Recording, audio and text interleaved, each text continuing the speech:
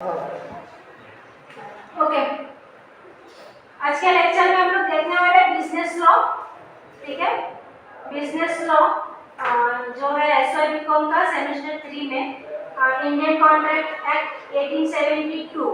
ठीक है, ये मॉड्यूल 2 है। मॉड्यूल 1 हमारा हो चुका है, राइट। ये मॉड्यूल 2 हमें देखना है।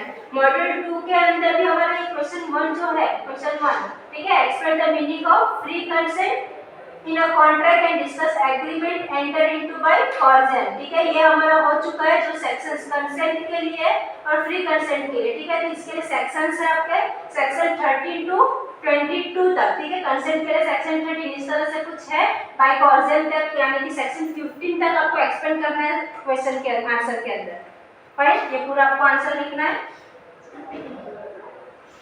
ये एक क्वेश्चन हमारा कंप्लीट हो चुका था।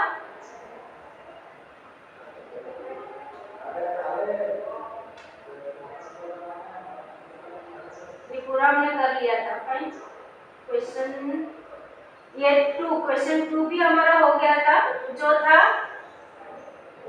Discuss the void agreement. ये लास्ट लेक्चर में हमने कवर किया था, वॉइड एग्रीमेंट। ठीक है, इंटर कॉन्ट्रैक्ट एक्ट का।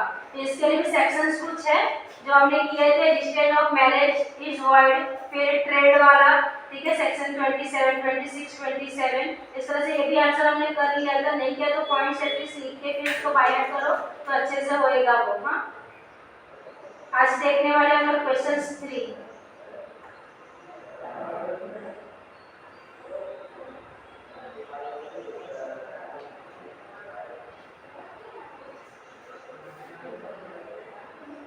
ये पूरा कवर किया था हमने लास्ट लेक्चर में।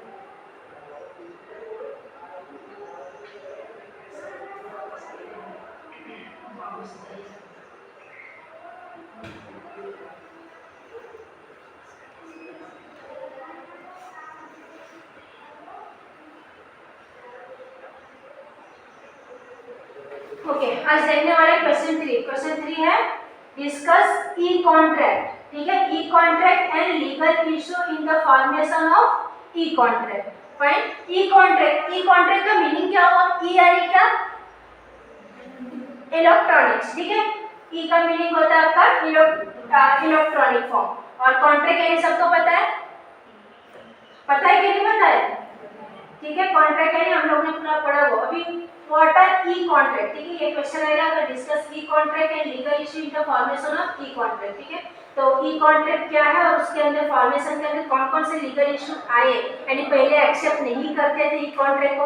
अगर आपने देखा रहेगा तो पहले जो ट्रेडिशनल वे में ज्यादातर करके हम फोन पे वगैरह करते थे। क्या फोन पे हो गया, यानी जो भी हम लोग ऑनलाइन ट्रांजैक्शन करते हो पहले करते थे, नहीं अब करते हैं। ठीक है, तो कैसा ई कॉन्ट्रैक्ट को भी इसी तरह से पहले एक्सेप्ट नहीं किया गया था, लेकिन अब करते हैं एक्सेप्ट। ठीक है, तो पहले तो ई कॉन्ट्रैक्ट है क्या, व्हाट आर ई कॉन्ट्रैक्ट? तो ई कॉन्ट्रैक्ट यानी क्या? E contract means a form in electronic form. जैसे कि नाम इंडिकेट करता है कि ई कॉन्ट्रैक्ट, ई मीनिंग क्या? इलेक्ट्रॉनिक। ठीक है, further e contract is a part and parcel of e commerce under the information technology act 2000। Earlier, there was no provision relating to e-contract. However, the Information Technology Act 2000 has made consequential amendment in the various statutes such as Indian Penal Code 1860, Indian Evidence Act 1872, RBI Act 34, and the Bankers Book Evidence Act 1891. यानी कि क्या बोला यहाँ पे कि पहले 2000 के पहले आपको इलेक्ट्रॉनिक अगर कुछ कॉन्ट्रैक्ट करना तो नहीं कर सकते थे। ठीक है, ऑनलाइन हम लोग वहाँ पे कॉन्ट्रैक्ट नहीं कर सकते थे, लेकिन आफ्टर द ये जो अंडर इंफॉर्मेशन टेक्नोलॉजी एक्ट 2000 है, ठीक है, इसके अंडर में इसके बाद कितने सारे एक्ट आए जिसके यानी कि ई कॉन्ट्रैक्ट को वैलिडिटी दिया। ठीक है, वैलिड मान्य यानी कि मान्य किया। However, no change has been made in the Indian contract act 1872 for the section 10A। इसके लिए सेक्शन है आपका 10A has been incorporated by the information technology। amendment यानी चेंजेस करना। हाँ, कुछ भी चेंजेस होता है तो उसको हम amendment बोलते हैं। ठीक है, तो अमेंडमेंट एक्ट 2008 में इसके अंदर बहुत सारे चेंजेस किए गए। उसके बाद यानी कि वैलिडिटी मिलने लगी ई कॉन्ट्रैक्ट को। फाइन, आया वो ऑफ कोर्स 2002 में इंफॉर्मेशन टेक्नोलॉजी एक्ट 2000 में उसको एक्सेप्ट किया, लेकिन फिर भी वहाँ पे उसके बाद भी बहुत सारे एक्ट आए, लेकिन जितनी वैलिडिटी मिलनी चाहिए उतनी वैलिडिटी मिली नहीं, जो हमें मिली कब 2008 के अंदर, ठीक है, which confers the validity of contracts form in the e form. अभी भी आप लोग ने देखा, जैसे कि आप लोग ने पुलिस भर्ती का फॉर्म भरा ना, हाँ, वो कैसे भरा, ई फॉर्म ही भरा ना ये, तो हमारे और वो जो भी संस्था है उसके बीच में क्या हुआ, ये ई कॉन्ट्रैक्ट हुआ, समझ में आया, ठीक है, इसको ही बोलते हैं ई कॉन्ट्रैक्ट। और अभी इसकी वैलिडिटी क्या है, तो validity of contract form through E form section 10A, इसके लिए सेक्शन, अगर सेक्शंस आपको याद रह रहे तो एग्जाम्स में लिखो, ठीक है, अदरवाइज सेक्शंस फिर ये मत करो। तो सेक्शन 10A है validity of contract form through E form, where in a contract formation the communication of proposals, the acceptance of proposals, the revocation of, ये सब चीजें ना हम लोग ने लास्ट लेक्चर में कवर किया है, where in a contract of formation the communication of proposal, इसके ऊपर पूरा आंसर था, ठीक है, तो लास्ट उसमें देखो क्या है, communication of proposal, the acceptance of proposals, revocation of proposals and acceptance as the case may be, the express in electronic form or by means of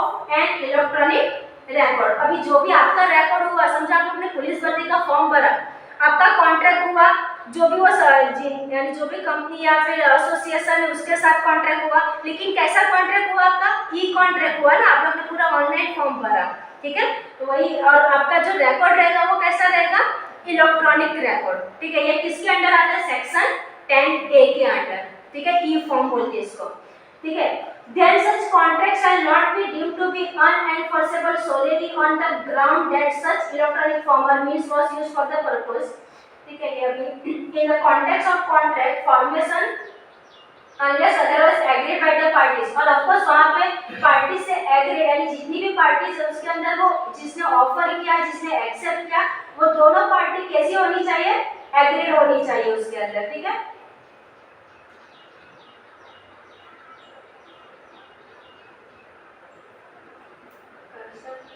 sorry no, cursor actually next time से ये लाती हूं।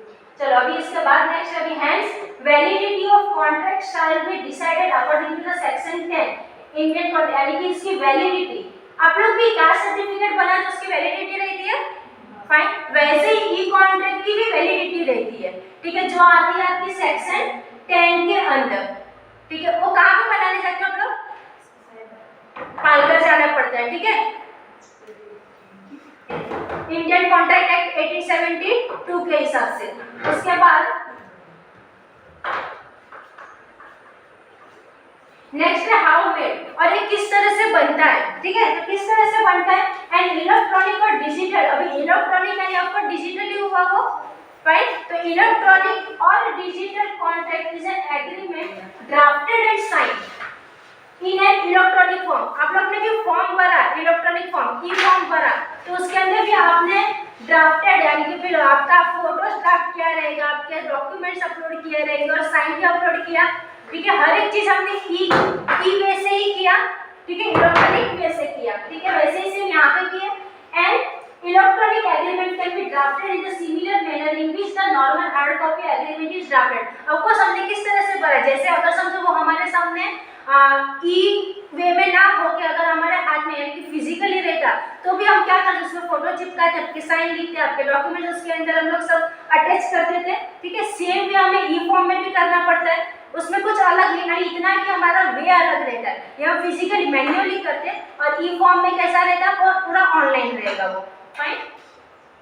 अब ये example है, ठीक है, तो एग्जाम में सभी आप लोग ने सबने फॉर्म भरा तो आपको ऑफ कोर्स आपको भी आ गया रहेगा किस तरह से ई फॉर्म भर सकते हैं, फाइन, तो ये पूरा उसका प्रोसीजर दिया कि किस तरह से इसको कर सकते हैं, या हाउ मेड में वही है,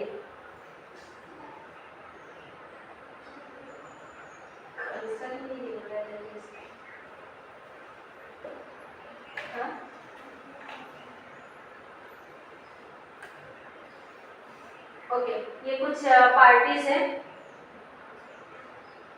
parties to e proposal, ठीक है, कितनी पार्टीज है ई प्रपोजल में? तो पार्टीज टू ई प्रपोजल में ऑफकोर्स एक प्रपोजर रहेगा और एक प्रपोजी रहेगी, ठीक है, यानी कि एक ने ऑफर करने वाला रहेगा यानी कि ऑफर हो जाएगा और दूसरा उसको एक्सेप्ट करने वाला, ठीक है। तो वही है यहाँ पे प्रपोजर और प्रपोजर और प्रॉमिसर हु इज ऑर्गेनेटर, ठीक है, कौन रहेगा? वो ऑर्गेनेटर यानी जिसने आपको ऑफर दी है, that is originator of E proposal, okay, और एंड अ प्रपोजी, ठीक है, who is addressee of the e proposal यानी जिसने ऑफर एक्सेप्ट किया रहेगा। ये दो पार्टी रहेगी, ये सब आपको आंसर्स में अच्छे से लिखना है।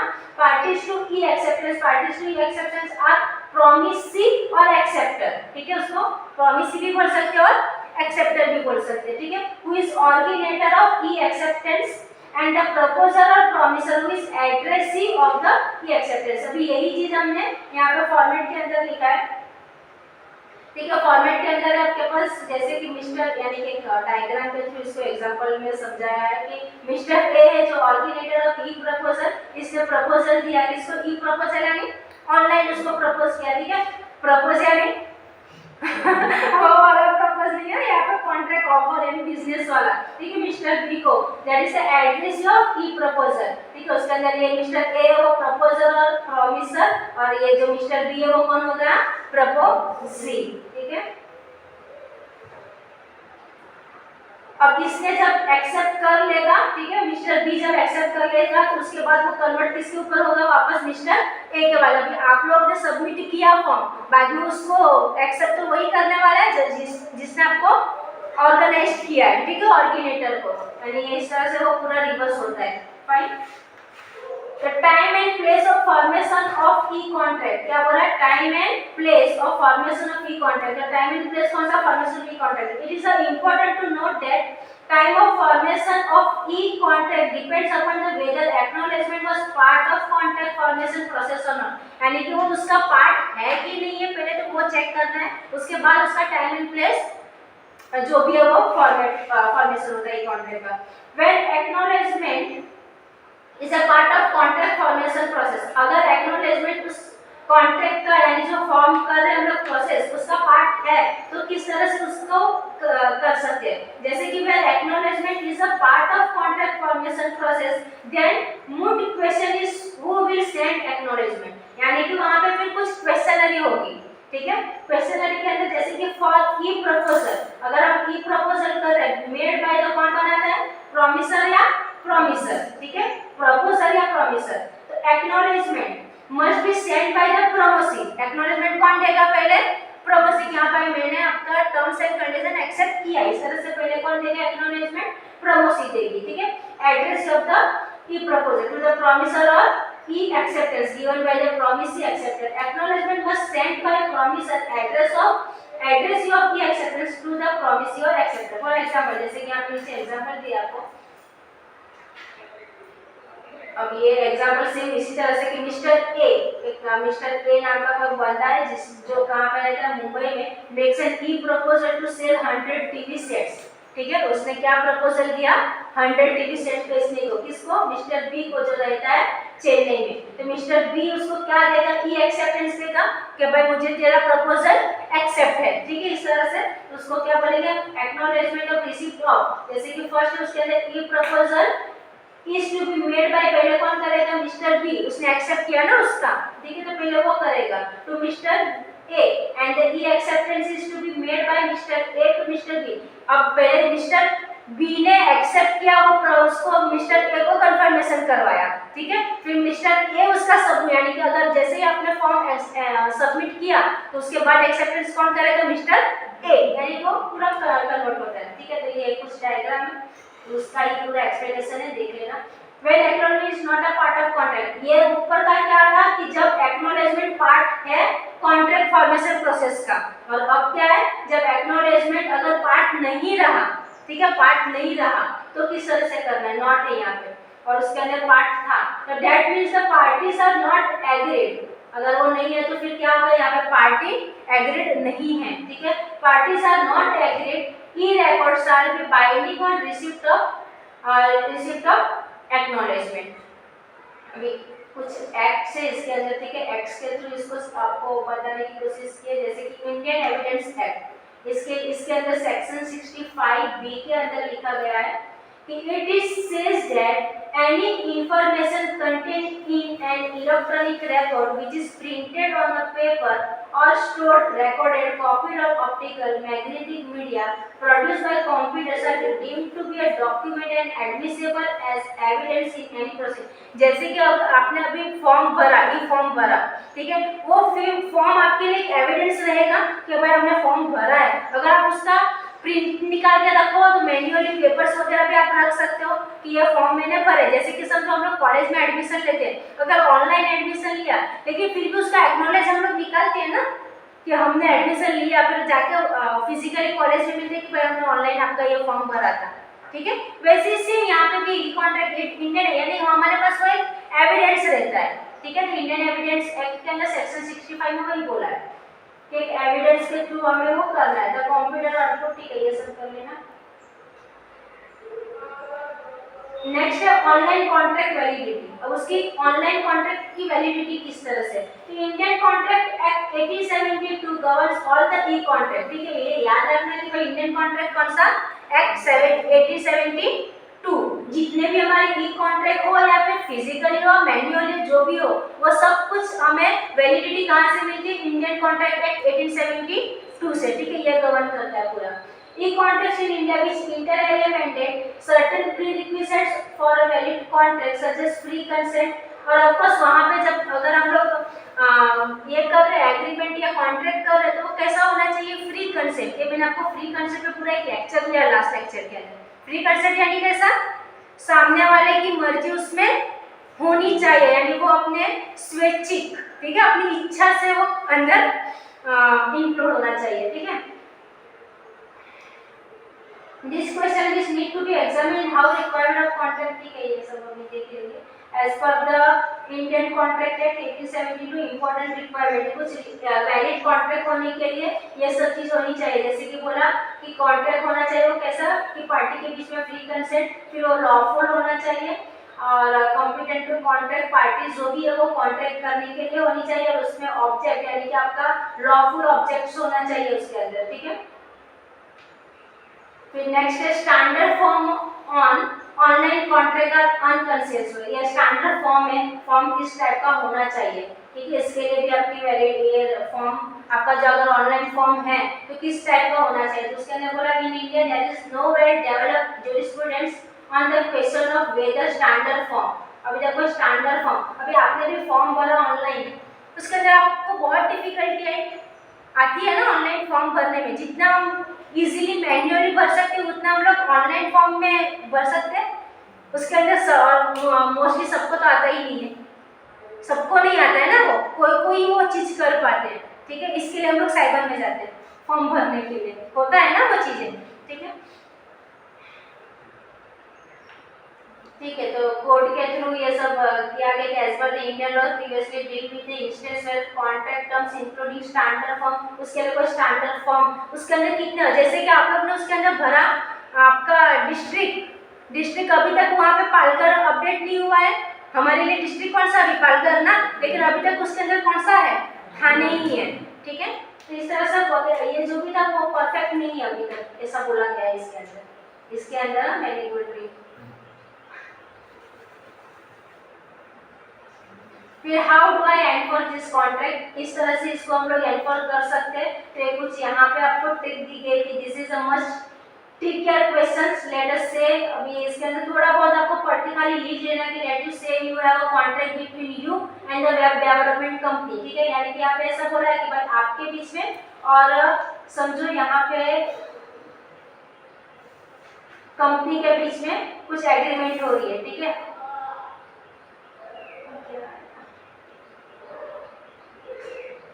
ठीक है, जाने इसको देखो। उसके बाद next anything in particular that I should include in my online contract. उसके अंदर अगर मुझे कुछ ऑनलाइन कॉन्ट्रैक्ट के अंदर इंक्लूड करना है तो क्या मैं कर सकती हूँ या कर सकता हूँ कि नहीं, ठीक है। तो उसके लिए if it is not a standard form contract and you are preparing it, make sure you include liquidated damage clause. This essentially means that you clearly state compensation in advance. Of course अभी आप लोग अगर online form भर रहे हो तो अपने hand से कुछ इंक्लूड कर सकते हो क्या उसके अंदर, वहाँ पे जितना रिक्वायरमेंट रहेगा वही कर पाओगे, ठीक है, अपने हैंड से नहीं कर सकते वहाँ पे। ठीक है, ये कंप्लीट हुआ हमारा क्वेश्चंस। ठीक है, क्वेश्चन 3 कंप्लीट हुआ। क्वेश्चन 4 जो है वो हम लोग नेक्स्ट लेक्चर में देखेंगे। Explain the meaning of discharge by breach of contract and discharge by operation of flow. अभी यहाँ पे मोड्स बहुत सारे हैं, ठीक है, ये हम लोग नेक्स्ट लेक्चर में ही कवर करेंगे। आज के लिए एक क्वेश्चन रखते हैं। Okay, thank you.